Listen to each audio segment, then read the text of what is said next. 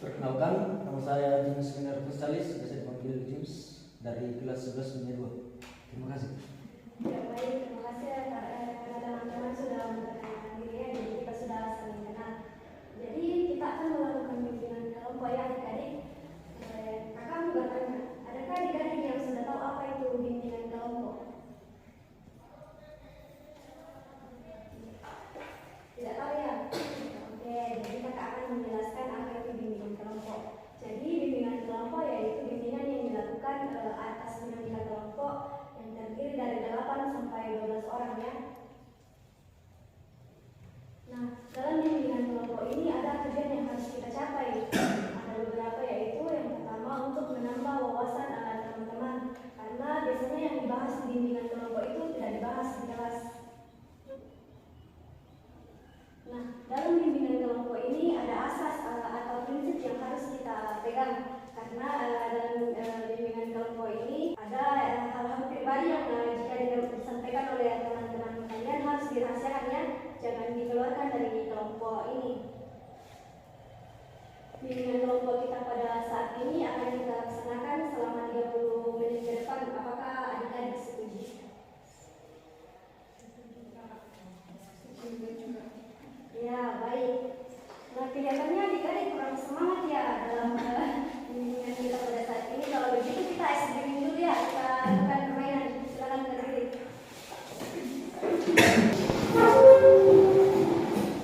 Dua peraturan dari permainan kita yaitu lawan kata bergerak.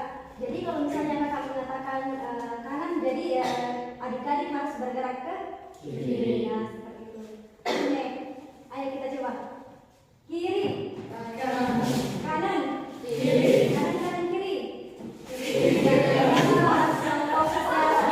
Ulang ya. Fokus ya, fokus ya. Oke, depan,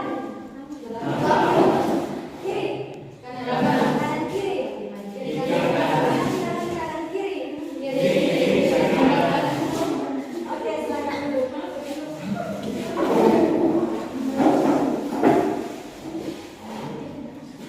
Nah, karena adik-adik kalian yang sudah segar, agak semangat sedikit ya. Jadi, apakah adik-adik sudah siap mengikuti bimbingan kelompok kita hari ini? Ya. Oke, jadi bimbingan kelompok kita hari ini menggunakan teknik diskusi. Ada yang tahu apa itu teknik diskusi? Ada yang tahu? Ya, jadi dalam teknik diskusi itu teman-teman harus mengeluarkan pendapatnya ya bersama teman-temannya. Jadi sebentar kakak akan membagi teman-teman mungkin dalam 3 kelompok ya. Jadi kakak akan memberikan topik pada kalian untuk didiskusikan. Aturannya itu teman-teman harus aktif, tidak boleh pasif. Teman-teman boleh mengungkapkan pendapat masing-masing ya. Nah, topik kita yaitu konsep diri. Baik, kakak akan membagi adik-adik ke dalam beberapa kelompok. Mungkin dari ujung sana 1, 2, 3, 4 sebagai kelompok 1 ya. Yang dari situ sampai 1, 2, 3, 4 sampai ini kelompok 2. Terus yang laki-laki 4 orang kelompok 3 ya. Silakan dulu membentuk kelompok.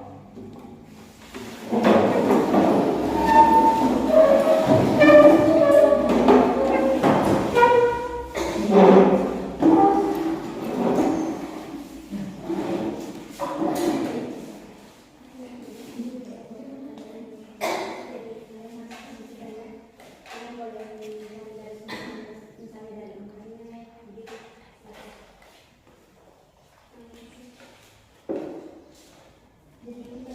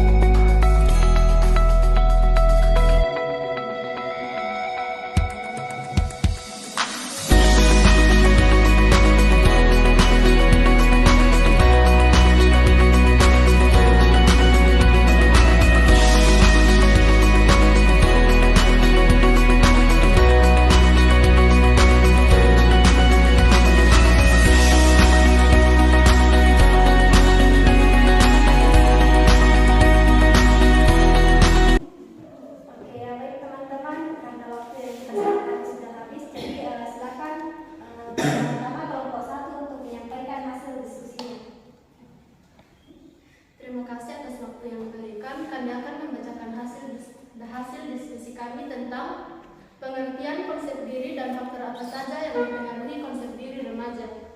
Yang pertama, pengertian konsep diri yang kami temukan dari sumber yaitu konsep diri atas konsep dikemukakan oleh Rogers. Menurutnya, konsep diri menggambarkan persepsi individu tentang dirinya sendiri dan hubungannya dengan objek atau orang lain dalam lingkungannya. Kemudian yang mempengaruhi konsep diri remaja, yang pertama itu usia kematangan, yang kedua itu penampilan diri. Di sini misalnya remaja saat ini tuh banyak yang insecure tentang penampilannya, apalagi perempuan banyak yang membandingkan dirinya dengan teman-temannya. Kemudian yang kedua, nama dan julukan. Seringkali remaja itu memiliki nama yang diberikan oleh teman-temannya, misalnya namanya itu tidak sesuai dengan nama panggilannya. Kemudian hubungan keluarga. Di sini kadang ada remaja yang memiliki orang tua yang sudah pisah atau bercerai. Kemudian teman-teman sebayanya.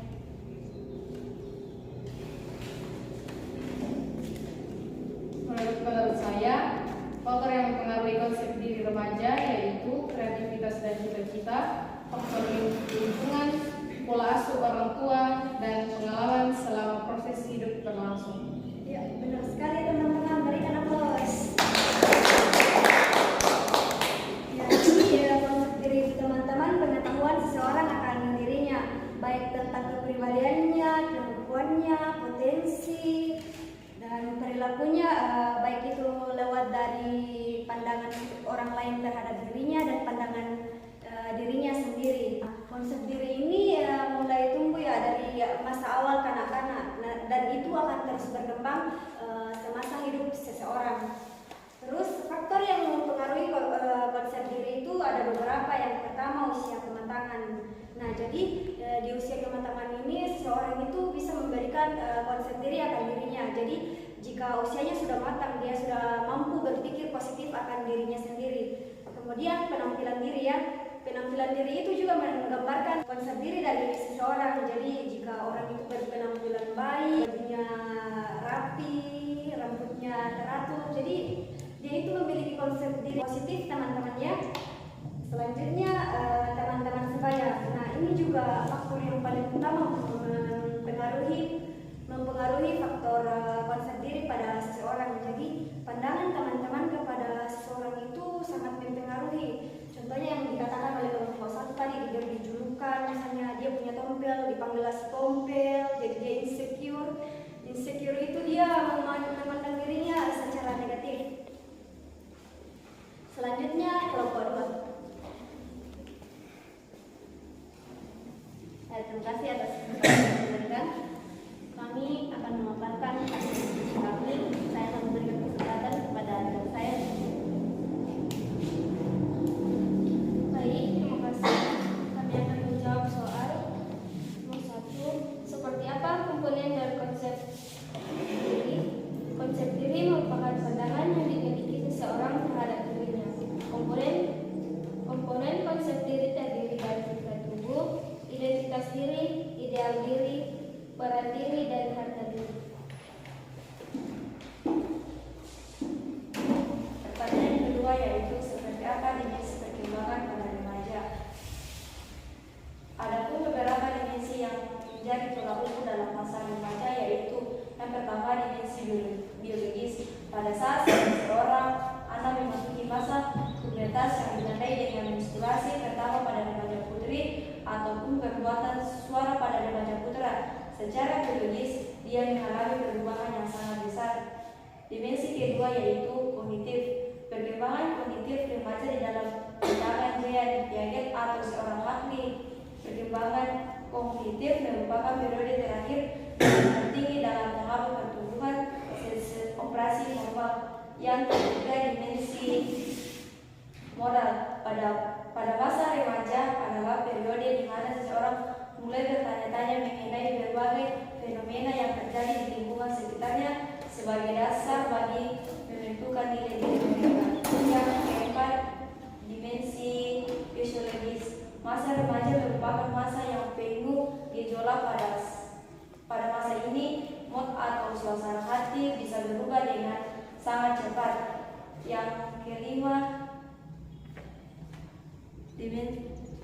dimensi agama, pola perubahan minat beragama pada remaja menjadi dapat dikelompokkan di dalam 3 periode. Periode pertama yaitu kesadaran religius saat remaja mempersiapkan diri untuk menjadi anggota kelompok atau agama yang dianut orang tuanya. Minat religius meninggi akibat remaja mungkin akan berusaha mendalami ajaran agamanya. Yang kedua, periode keraguan religius. Berdasarkan penelitian secara kritis terhadap keyakinan agama pada masa anak-anak, remaja selalu bersikap skeptis pada berbagai bentuk ritual.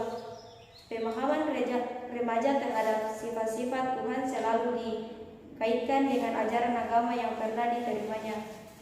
Menggunakan akte sebagai alat pengumpul data menemukan perbedaan sifat-sifat Tuhan dalam pandangan remaja yang beragama Islam dan remaja yang beragama Kristen. Remaja-remaja Islam lebih meyakini bahwa Tuhan lebih dominan, bersifat maha kuat, maha kuasa, dan maha membalas orang. Sekian dan terima kasih. Ya, benar sekali ya teman-teman. Beri aplaus. Nah, jadi komponen konsep diri itu terdiri atas 5 bagian ya. Jadi yang pertama itu gambaran diri. Gambaran diri itu biasa juga disebut sebagai body image.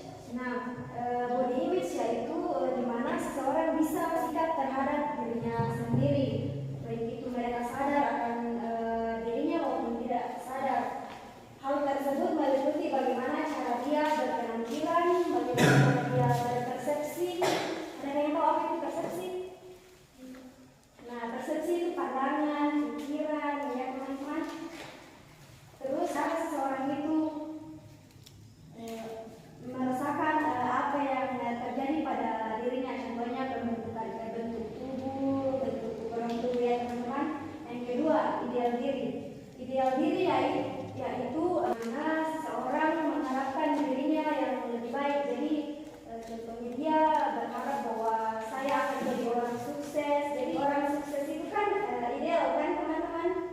Nah, selanjutnya harga diri. Harga diri itu persepsi individu mengenai bagaimana seharusnya dia bertindak, apa yang dia capai melalui apa yang dia analisis tentang tingkah laku dan ideal dirinya. Yang selanjutnya itu peran diri. Peran diri merupakan perilaku atau nilai terhadap seseorang. Contohnya dia mendapatkan posisi dalam masyarakat, contohnya jadi ketua PPGT begitu. Jadi dia menganggap itu sebagai harga diri, jadi nilai diri terhadap dirinya bahwa dia mampu menjadi seorang pemimpin. Yang terakhir yaitu identitas diri. Identitas diri merupakan pola perilaku, sikap nilai atau aspirasi. Teman-teman tahu apa itu aspirasi? Aspirasi itu maksudnya. Kemudian ada juga dimensi perkembangan diri remaja. Kalau kamu di sini ada 2. Yang pertama itu seperti yang disampaikan oleh nomor 2 yaitu kognitif. Kognitif di sini cara teman-teman atau adik-adik memahami dirinya sendiri. Contohnya ya, dia berpikir bahwa dirinya cantik dan mengatakan seperti ini, saya cantik, saya pemalu, saya pintar matematika, saya anak pramuka. Nah, di situ dia bisa mengetahui bahwa dirinya itu seperti itu ya teman-teman. Yang kedua, penilaian dirinya terhadap diri sendiri. Nah, di sini seseorang bisa menilai dirinya sendiri. Contohnya dalam pelajarannya, menurut kita itu kan nilai yang bagus itu kan 85. Jadi kalau kita mendapat nilai 85, jadi kita menilai diri kita dalam posisi yang baik atau positif. Oke, selanjutnya kalau Mbak Tika silakan menyampaikan diskusinya. Baik, terima kasih atas kesempatan yang diberikan kepada kami. Kami akan memaparkan hasil diskusi kami tentang yang pertama, bentuk-bentuk dari konsep diri positif dan konsep diri negatif. Konsep diri positif menunjukkan rasa penuh percaya diri dan selalu bersikap positif terhadap segala sesuatu, bahkan terhadap kegagalan yang dialami selama proses kehidupannya sekalipun. konsep diri negatif.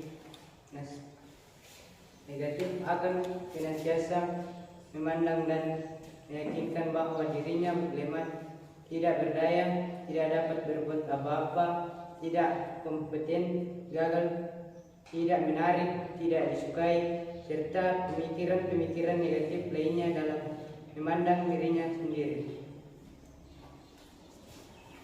Untuk soal yang kedua, bagaimanakah cara mengembangkan konsep diri di sekolah?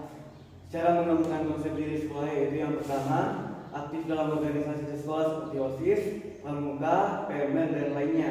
Yang kedua, memberanikan diri tampil di depan umum. Sekian dan terima kasih. Ya, betul sekali. Berikan aplaus. Jadi konsep diri itu terdiri atas dua bagian, yaitu konsep diri positif dan konsep diri negatif. Konsep diri positif yaitu contohnya ketika seseorang merasa mampu mengatasi masalah, merasa setara dengan orang lain, menerima pujian tanpa rasa malu, dan kemudian mampu memperbaiki diri. Yang kedua, konsep diri negatif. Konsep diri negatif atau pandangan diri negatif terhadap diri sendiri, contohnya peka terhadap kritik, artinya di mana dia kurang mampu untuk menerima kritik dari orang lain. Yang kedua, bersikap responsif terhadap pujian. Jadi orang yang seperti ini dia lebih suka mencari perhatian seperti itu. Yang selanjutnya, mempunyai kritis. Mereka suka melakukan kritik negatif kepada orang lain. Yang selanjutnya, mengalami hambatan dalam interaksi dengan lingkungan sosialnya. Nah, yang selanjutnya, cara membangun konsep diri di sekolah. Yang pertama, self-talk.